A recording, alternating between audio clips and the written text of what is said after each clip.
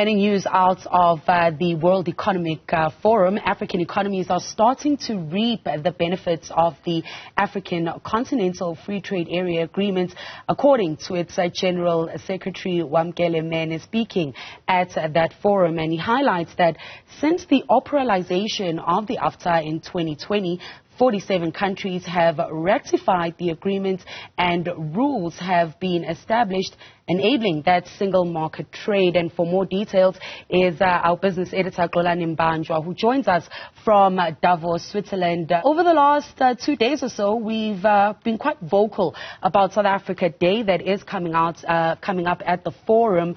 Where is the rest of the continent's place at this forum, particularly around promoting that African Continental Free Trade Area agreement? Good afternoon, Ntogozo. It's a very good question you are asking, because there's a bit of disappointment here at the 54th World Economic Forum, because just at the 11th hour, two presidents who were much anticipated here, and that's the president of Kenya, William Ruto, and the president of Nigeria, pulled out at the 11th hour. So it just does put a dampener on matters here. But when it comes to the African continent, it's really the next frontier. With a young population, with a working capital, there is a lot of potential. And Wamkele Mene was telling the forum today, rightfully so in your intro, that Africa is ripe for economic unleashment when it comes to the African Continental Free Trade Area. It's such an important one, such that 47 countries have ratified that particular agreement, and it's supposed to not make AGOA go away, but it's supposed to not make AGOA the central theme when it comes to trade, particularly with the USA, but trade within the African continent. And this is what he had to say when he was describing how much potential there is when it comes to this particular agreement earlier on today. The establishment of the AfCTA, 47 countries who have ratified it, creating a market of 1.4 billion people with a combined GDP that is projected by 2035 to be $16.2 trillion. It's quite significant. Sure.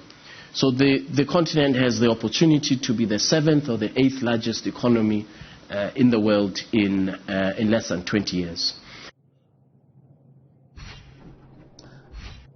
So this is how important it is that for the African continent, AfCTA does succeed. He also adds that more African countries will be able to trade under the agreement and implement it to fast-track the implementation and the improvement of competitiveness on the continent. He also explains that the private sector is on board, so are the governments on the continent, and this must lead to open conversations that are going to lead to more growth on the continent. Last year we had 7 countries that took part in a pilot of trading under the rules of the AfCTA. This year there will be 31 countries who will be participating in the Guided Trade Initiative, applying the rules, the preferential rules of the AfCTA for trade. The lessons that we learned is that actually the private sector is ready. Governments have to move much faster, but private sector across the continent is ready to take advantage of the AfCTA.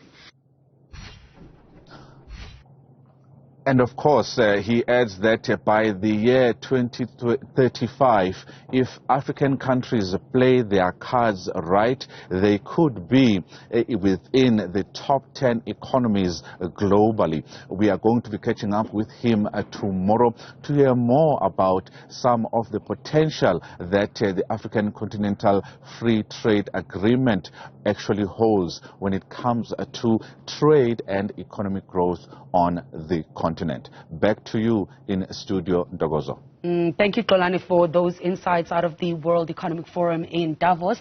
That's all the business news we have this hour. But first, let's take a closer look at markets.